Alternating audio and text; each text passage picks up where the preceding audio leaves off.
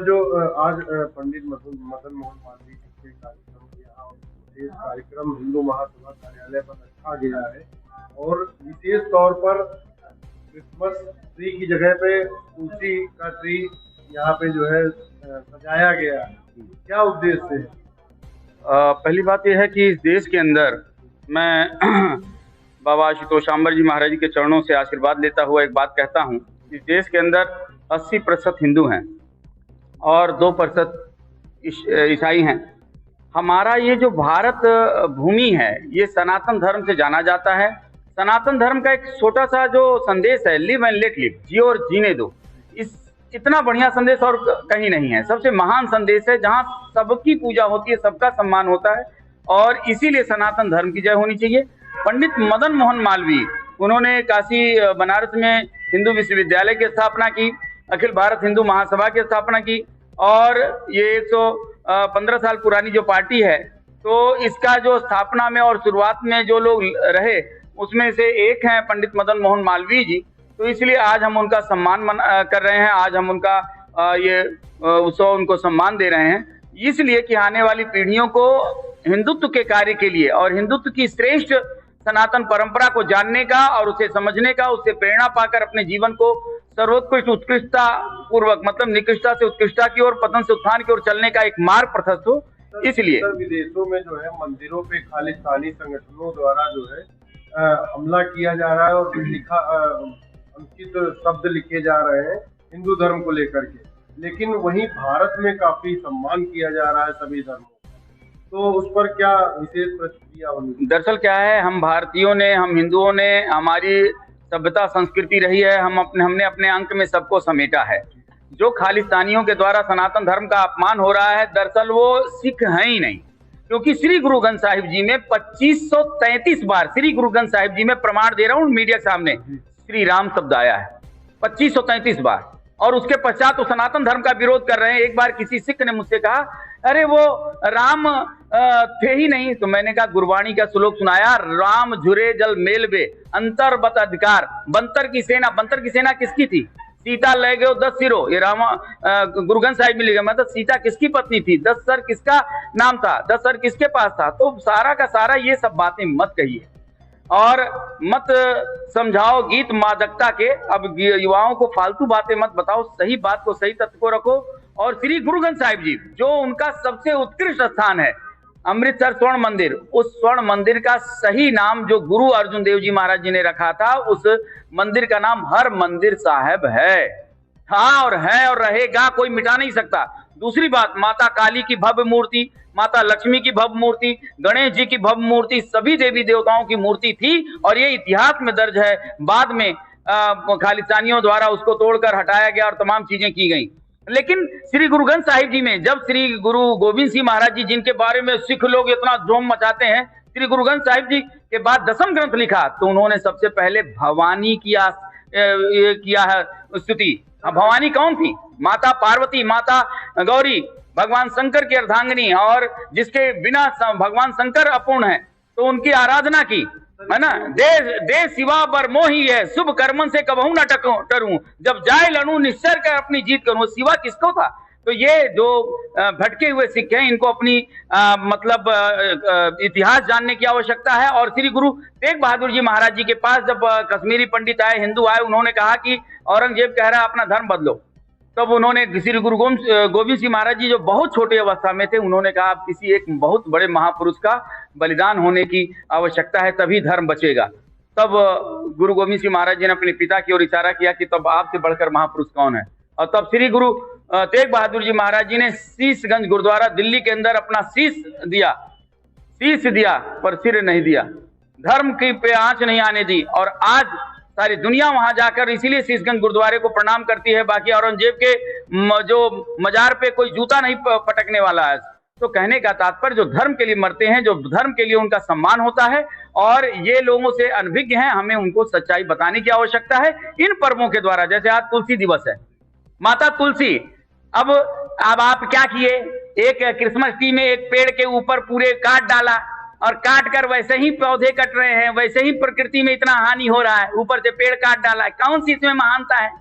बर्बाद कर दिया आपने। लेकिन हमारी संस्कृति काटना नहीं, because religion is the binding force. हमारी संस्कृति जोड़ने की बात कहती है।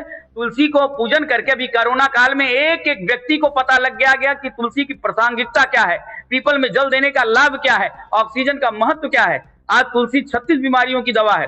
जिसके घर में तुलसी थी, और तुलसी के अंदर एक विशेष गुण, अगर आप रोज तुलसी को चाय में या किसी और चीज से अगर सेवन करते हैं तो आपकी इम्यूनिटी सिस्टम, जो रोग प्रतिरोधक क्षमता है, उसका विकास होता है, वह बिल्डअप होती है। इसलिए आपको तुलसी का सेवन करना चाहिए। लेकिन कब करेंगे? जब तुलसी का पूजन करेंगे, तुलसी को घर में लगाएंगे, उसमें जल चढ़ाएंगे, उसको हज पूज करेंगे, 2-4 पत्ते पाएंगे, अपने अपने बच्चों का जीवन आप उत्कृष्ट बना पाएंगे और स्वस्थ बना पाएंगे। तो इसलिए हिंदू अपने संस्कृति से जो टूटा हुआ है, अनभिज्ञ है, अनजान है, वह जाने, और आने वाली पीढ़ियों को अगर हम नहीं बताएंगे तो कौन बताएगा? बिकॉज इट्स आवर रिस्पॉन्सिबिलिटी, है ना। तो ये बहुत जरूरी है, हम इस पद पे हैं और हमें बताना जरूरी है। मैं अंतर्राष्ट्रीय महामंडलेश्वर बाबा महादेव और अखिल भारत हिंदू महासभा का प्रदेश प्रवक्ता, और इस बात को मैं बताना जरूरी समझता हूँ, जन तक प्रचार करता हूँ। और अखिल भारत हिंदू महासभा का आज पंडित मदन मोहन मालवीय जी का ये उत्सव और माँ तुलसी जी का ये दिवस मनाने का यही उद्देश्य है।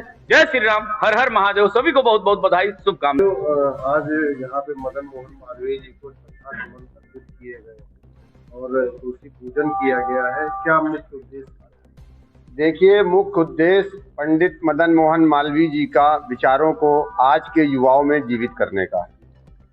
जिस समय देश विधर्मियों के हाथ में जा रहा था, महसूस हो रहा था कि सनातन संस्कृति को बचाना है, उस समय पंडित मदन मोहन मालवीय जी ने काशी हिंदू यूनिवर्सिटी की स्थापना का संकल्प लिया था, और उसके लिए उन्होंने 1-1 रुपए जोड़ करके आज विश्वविख्यात काशी हिंदू यूनिवर्सिटी का निर्माण किया, जहां पर आज भी हम भारतीय संस्कृति के रूप में लोगों को जो संस्कृति है उसको सौंप रहे हैं।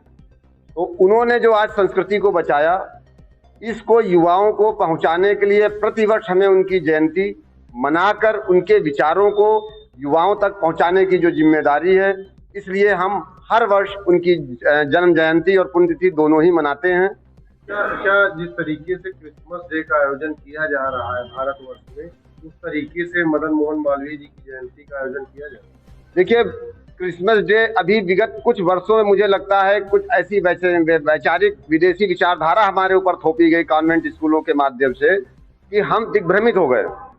और पंडित मदन मोहन मालवीय के जो कार्य है वो आज से नहीं है, जब से वो भारत की स्वतंत्रता की लड़ाई है तब से आज तक कायम है। हिंदू महासभा इसका कभी विरोध करेगी या बीएसए वगैरह या करेगी का क्या मतलब है? स्तर पर जो है बातचीत करेगी? देखिए, क्रिसमस जैसे त्योहार जिनके बारे में कोई हमें जानकारी नहीं है, हम लोग सदैव इसका विरोध करते आ रहे हैं। करेंगे की तो बात ही नहीं है, उसको छोड़ दीजिए, क्योंकि हम लोग विरोध हमेशा से करते आ रहे हैं, क्योंकि सनातन संस्कृति से ही विश्व का कल्याण है।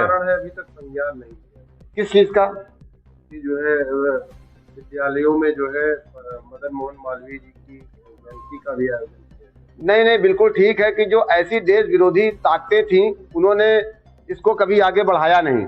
और दुर्भाग्य का विषय है कि पंडित मदन मोहन मालवीय जैसे महान महात्मा, जैसे रूस का भारत रत्न 2014 24 दिसंबर को दिया गया पहली बार, यानी आज से 9 साल पहले, और जबकि इनका कार्य मतलब 10 साल पहले का, मतलब 10 क्या 50 साल नहीं। सार्वजनिक अवकाश में कहूँगा क्यों होना चाहिए।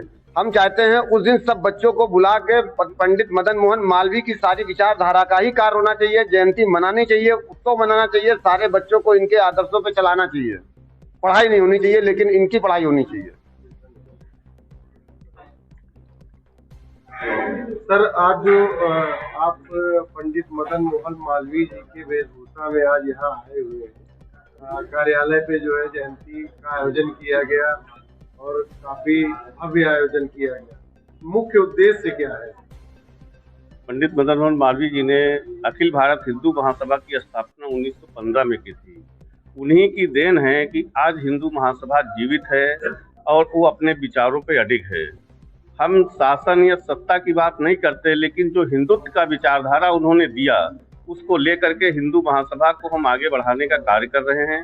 और पंडित मदन मोहन मालवीय जी ने ही 1915 से देश आजाद होने से पहले ही उन्होंने ये भांप लिया था, महसूस कर लिया था कि हिंदुओं को खतरा है, हिंदुओं को संगठित होना चाहिए, इसलिए इस पार्टी की स्थापना की गई। सर, हिंदूवादी सरकार चल रही है, क्या कारण है कि अभी तक जो है सार्वजनिक अवकाश या किसी विशेष प्रकार का आयोजन वगैरह नहीं किया? नहीं, हिंदूवादी सरकार की तो मैं बात नहीं करता, क्योंकि जहाँ पे सबका साथ और सबका विकास है वहाँ पे मुझे नहीं लगता कि कोई हिंदूवादी सरकार है। मैं तो ये जानता हूँ कि हिंदू का साथ, हिंदू का विकास और हिंदुत्व पर विश्वास यदि हो तभी हिंदू की सरकार है, और सबका देव और दानों का साथ और विकास दोनों संभव नहीं है। सर, तुलसी पूजन पर क्या कहना चाहेंगे? आज लोग क्रिसमस डे मना रहे हैं, वहीं क्या अनुरोध करना चाहेंगे प्रदेशवासी? मैं सबसे एक ही अनुरोध करूंगा, ना मैं क्रिश्चियन ना आप क्रिश्चियन, तो बधाई किस बात की भाई? ना हम क्रिश्चियन है ना आप क्रिश्चियन है, तो बधाई किसको दे रहे हैं? सोशल मीडिया पर काफी एक गुट वायरल हो रहा है जो कि कह रहा है कि क्रिसमस डे हम क्यों मनाएं, क्रिसमस डे पर हम अपने ग्रुपों पे शुभकामनाएं नहीं दें क्योंकि इसमें कोई सदस्य क्रिश्चियन नहीं है। बिल्कुल सही बात। तो वही मेरा भी कहना है कि जब हम भी क्रिश्चियन नहीं है, आप भी क्रिश्चियन नहीं, तो एक दूसरे को बधाई किस बात की? तो बधाई का तो कोई सवाल ही नहीं उठता है। जिनका त्योहार वो मनाए, किसी बना तो थोड़ी है। कॉन्वेंट स्कूलों में क्रिसमस डे पर विशेष आयोजन होता है, जबकि तुलसी दिवस या मदन मोहन मालवीय जी के जयंती पर कोई आयोजन नहीं होता। उस पर क्या? हिंदुत्व जाग रहा है, हिंदू समझ रहा है, जाग रहा है, वो अपनी विचारधारा अपने सनातन की तरफ वापस लौट रहा है। जो शिक्षाएं पूर्व काल में दी गई, अब जाकर के लोगों को ये महसूस हो रहा है कि मुझे एक गलत नीति दिखाई गई, मुझे गलत शिक्षा दी गई। अब वो तुलसी की पूजा करता है, पंडित मदन मोहन मालवीय जी की जयंती मनाते हैं, और भी जो हमारे त्योहार हैं वो भी मनाए जाते हैं। इस संदर्भ में माननीय मुख्यमंत्री जी या संबंधित अधिकारियों को पत्र लिखेंगे या लिखा है? नहीं, अभी ऐसा कुछ नहीं हुआ है। और मैं देख रहा हूँ जैसे 2014 में उनको भारत रत्न से सम्मानित किया गया, सरकार का कार्य है, लेकिन सरकार वादा तो करती है। सरकार ने वादा किया था कि वीर सावरकर को हम भारत रत्न से सम्मानित करेंगे, लेकिन जब चुनाव में आए और जीत गए फिर वो चीज को भूल गए। तो याद दिलाना हमारा काम है। मैं जरूर सरकार को याद दिलाऊंगा कि पंडित मदन मोहन मालवीय जी की जयंती पर उनको सार्वजनिक अवकाश घोषित हो, और सभी विद्यालयों में ऐसा एक पाठ्यक्रम हो जिससे कि इन्होंने जो भी शिक्षाएं दी हैं, स्वतंत्रता संग्राम सेनानी से लेकर के जो भी कार्य किए हैं, वो आम जन तक पहुंचे। कहते हैं ना, पंडित मदन मोहन मालवीय, सर पर साफा, गले दुपट्टा, भव्य भाल पर चंदन, ये है पंडित मदन मोहन मालवीय, इनका कर लो अभिनंदन। शिक्षा पाकर बने सुसज्जित, फिर भी यह पर ठुकराया, हाई कोर्ट वकील बन गए, फिर भी ना मन भाया। वो स्वतंत्र संग्राम में कूदे, फिर मद्रास सिधाए, और अधिवेशन में भाषण देकर सभी लोग चकराए।